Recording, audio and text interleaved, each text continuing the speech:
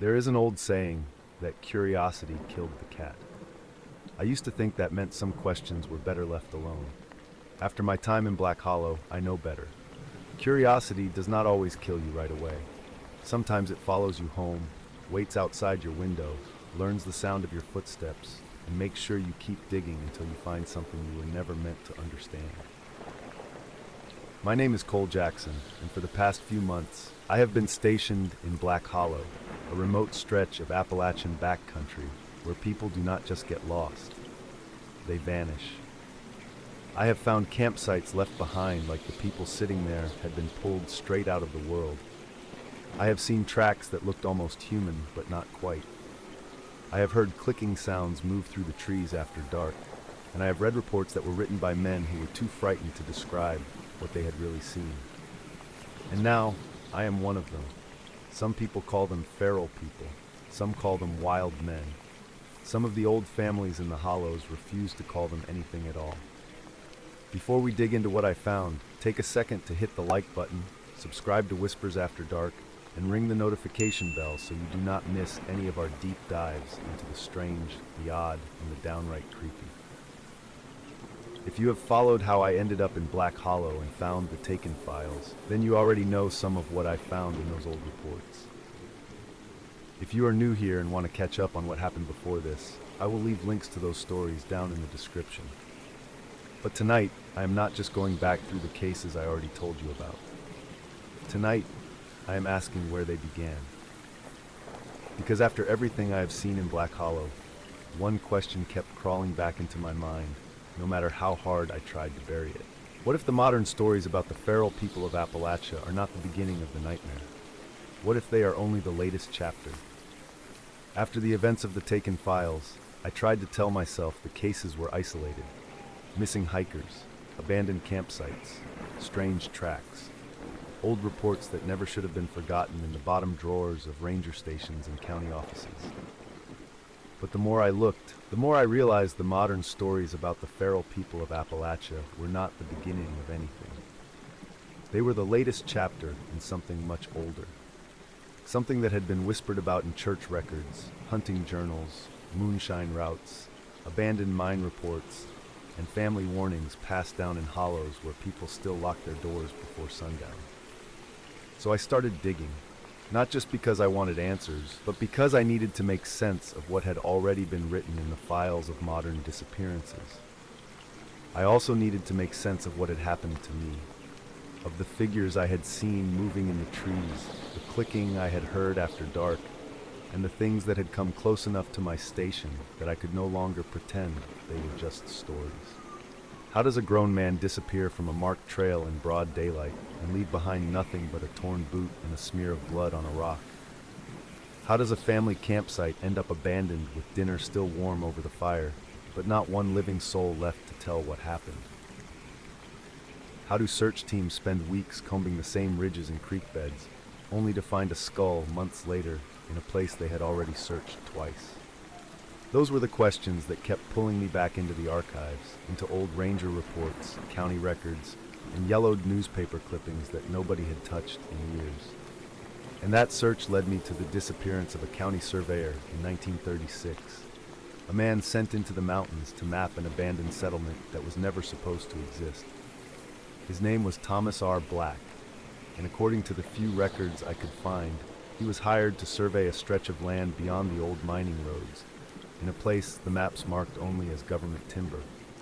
But older records had another name for it. They called it Whitaker's Hollow, after a settlement that had supposedly been abandoned sometime after the Civil War. No census records confirmed it, no official town plats listed it, no church registry in the county claimed it. On paper, Whitaker's Hollow had never been there at all. That name bothered me because I had never heard anyone call it Whitaker's Hollow. Not once. Not in ranger files, not in missing person reports, not from the old-timers who still remembered closed trails and washed-out roads that no longer appeared on county maps. The place Thomas Black was sent to survey was real. I knew it was real because I had walked those ridges, crossed those creek beds, and stood beneath those same dark trees more times than I cared to count. But somewhere between the old settlement records and the modern maps, Whitaker's Hollow had vanished.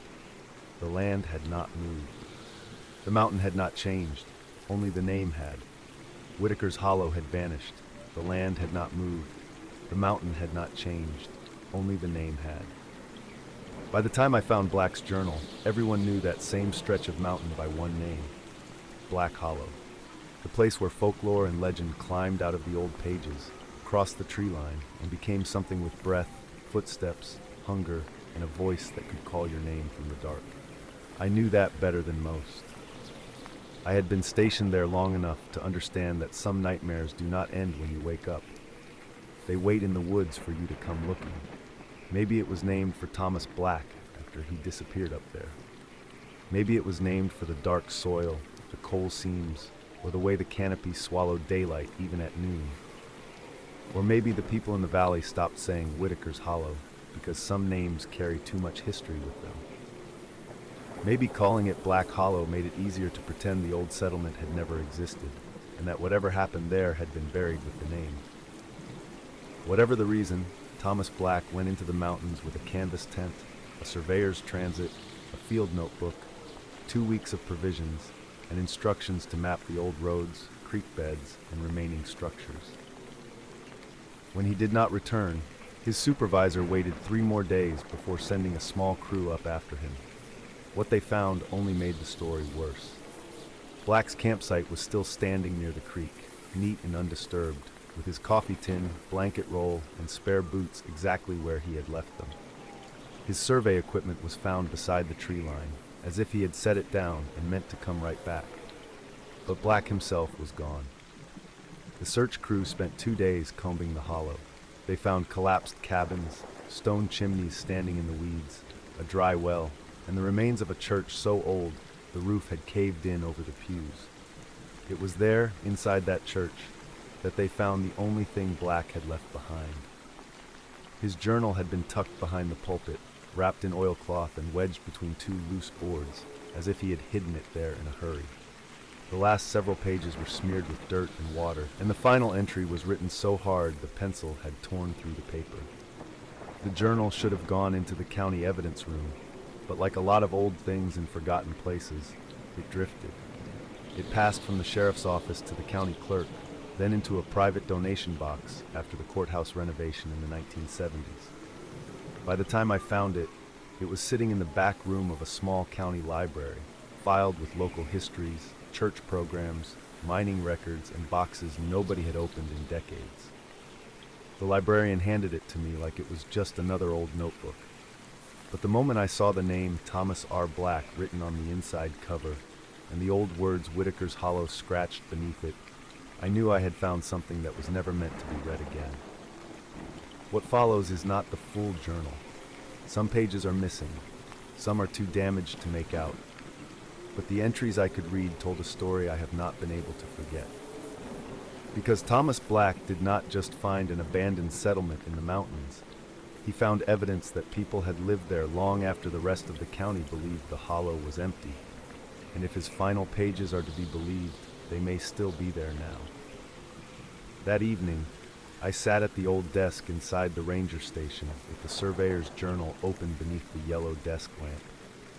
Outside, rain moved softly through the trees, not hard enough to drown out the woods, just steady enough to make every branch drip and every shadow beyond the window look alive.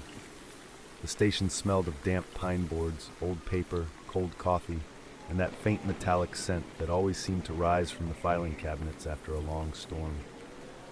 I had modern maps spread across one side of the desk, clean lines, marked trails, current boundaries, search zones from the taken files, but I was not looking at them.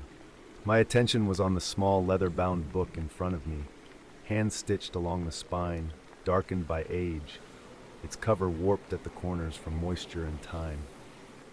The pages were brittle enough that I had to turn them with the edge of my finger, slow and careful, because some of them felt like they might flake apart if I breathed too hard. The paper had yellowed to the color of old bone, and the pencil marks were faded in places. But the handwriting was still there, tight at first, measured and professional, the hand of a man doing a job he believed he understood. Then, several pages in, the writing changed. The lines slanted, Words crowded into the margins, sentences broke off and started again. By the final entries, Thomas R. Black was no longer writing like a county surveyor. He was writing like a man who had seen something in those mountains and knew he did not have much time left. The first legible entry was dated October 3rd, 1936. Thomas Black wrote that he and his pack mule had reached the lower creek just before sunset, after following an old logging road that did not appear on the county map, but did appear on a private land deed from 1871. The road was nearly gone by then, swallowed by mud, leaves, and young trees growing up through the ruts. But he said it still held the shape of human use if a man knew what to look for. Stonework along the creek, a broken fence post under moss, the remains of a wagon bridge half collapsed into the water. He described the hollow as colder than the ridge above it, with fog collecting between the trees and the air smelling of wet limestone, rotted leaves, and something sour he could not place. On October 4th, he found the church. He wrote that it stood farther up the hollow than he expected, half hidden behind dead brush and leaning timber, with its white paint long since peeled away and its bell tower sagging toward the trees. The door was still hanging, though one hinge had torn loose, and when the wind moved through the cracks in the walls, the whole building made a low wooden moan, like an old ship shifting in dark water. Black noted that the church should have faced east, as most old churches did, toward sunrise, toward morning, toward whatever hope the people who built it had brought into that hollow. But this one did not. The front doors faced the mouth of an old mine cut into the hillside behind the building, and when he stepped inside, he saw that the pews had been turned away from the pulpit and aimed toward that black opening in the earth. That was the first detail that made me stop reading. I looked up from the journal and stared at the rain sliding down the station window. I had seen abandoned churches before. I had walked through enough forgotten places to know that time, vandals, animals, and weather can make almost anything look intentional if you want it to. But the way Black described it did not feel like decay. It felt like arrangement. Every pew facing the mine, every bench turned toward the dark instead of the cross. As if at some point, the people of Whitaker's Hollow had stopped worshiping what was above them and started listening to whatever waited below. Black's next entries were shorter. On October 5th, he mapped 3 collapsed cabins, a dry well, and what he believed had once been a schoolhouse. He found no bodies, no graves, and no sign of recent habitation, but he wrote that the settlement did not feel abandoned. His words were careful there. He did not say occupied. He did not say inhabited. He wrote that it felt watched. He said the trees beyond the cabins were too still, and that twice that day he heard a faint clicking sound from the slope above him, like small stones being tapped together in a rhythm he could not follow. On October 6th, he found tracks around his camp and his mule gone. He wrote that the rope had been cut. He didn't believe it had just wandered away, but it had been taken. At first, he believed the tracks belonged to children. Bare feet in the mud near the creek, small prints with long toes, pressed deep into the wet ground, as if whoever made them had stood there for some time, watching his tent. But as he followed them, he noticed the stride was wrong. Too long between steps, too light for the depth of the print. The tracks moved through soft mud without sliding, crossed the creek without disturbing the bank, and vanished near a cluster of rocks. He wrote that he had never seen mountain children move that quietly, without laughing, whispering, or breaking a single twig. By October 8th, the tone of the journal had changed completely. Black wrote that he no longer believed Whitaker's Hollow had been abandoned in the usual sense. The cabins had not been cleared out, they had been left mid-life. Tin cups still sat on shelves. A child's wooden toy rested beneath a collapsed bed frame. A dress hung from a peg near one fireplace, so brittle with age that it broke apart when he touched the sleeve. But there were signs of later use too. Scratches on door frames, bones stacked beneath busted floorboards, small handprints in soot near chimney stones. At the old mine entrance, he found symbols carved into the supports, repeated over and over until the wood was black with them. He sketched one in the margin of the journal, 3 crooked lines crossing a circle. Below it was a crude drawing of a tree with an eye symbol, and when I saw it, my stomach tightened. I had seen that mark before, carved into a tree near one of the campsites from the taken files. I sat back in my chair and listened to the rain tapping against the roof.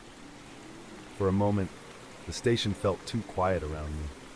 The kind of quiet that presses against your ears until you start hearing things underneath it. I looked toward the window, half expecting to see a pale face just beyond the glass, but there was only my own reflection, the desk lamp, and the dark woods behind me. Then I turned the page. The next entry was dated October 10th. Black wrote that the mine had not been sealed to keep outsiders away. It had been sealed from the inside. The boards across the entrance were old, but the marks on them were not. Something had been pushing outward, slowly, patiently, for years. The nails were bent. The wood was bowed.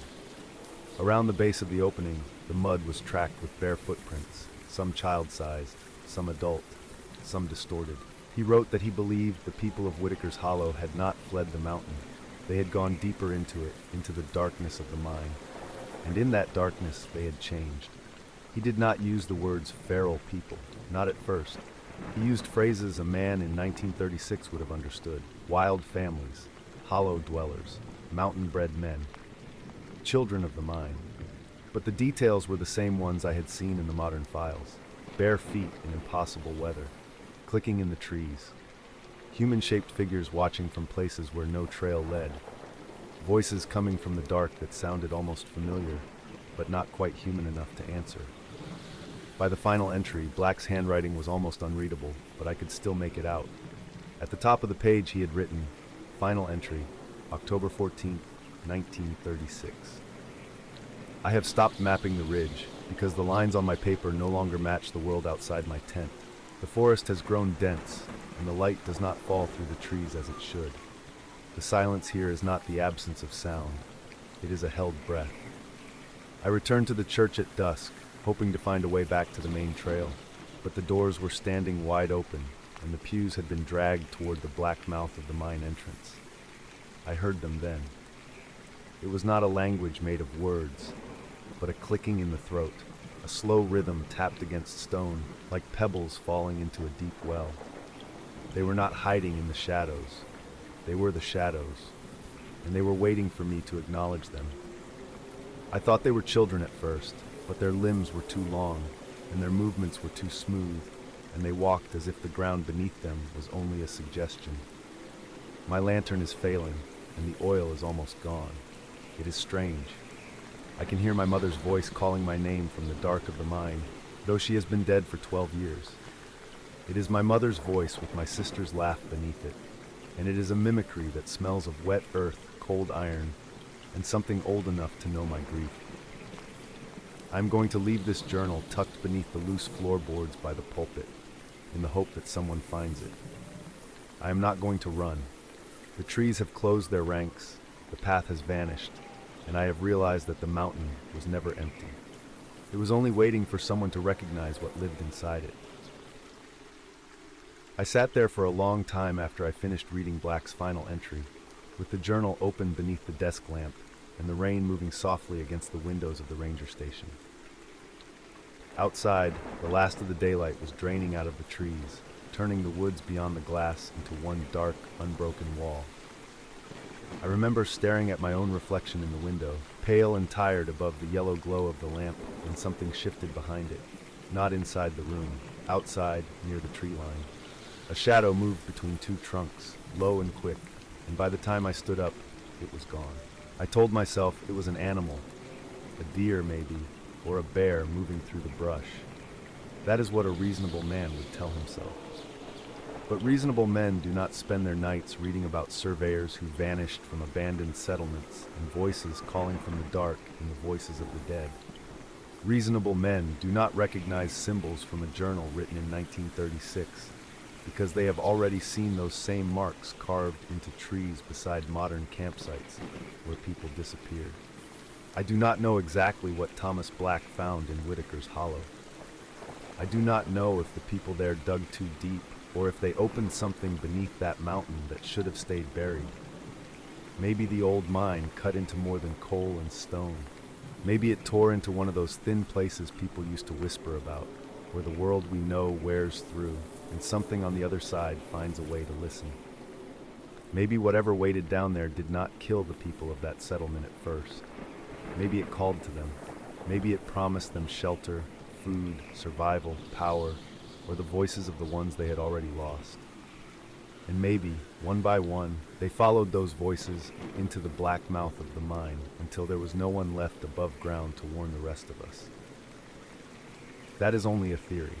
I cannot prove it. All I have are old records, missing names, strange symbols, and the writings of a terrified surveyor who knew he would never make it out of that hollow alive. But I believe something ancient found those people.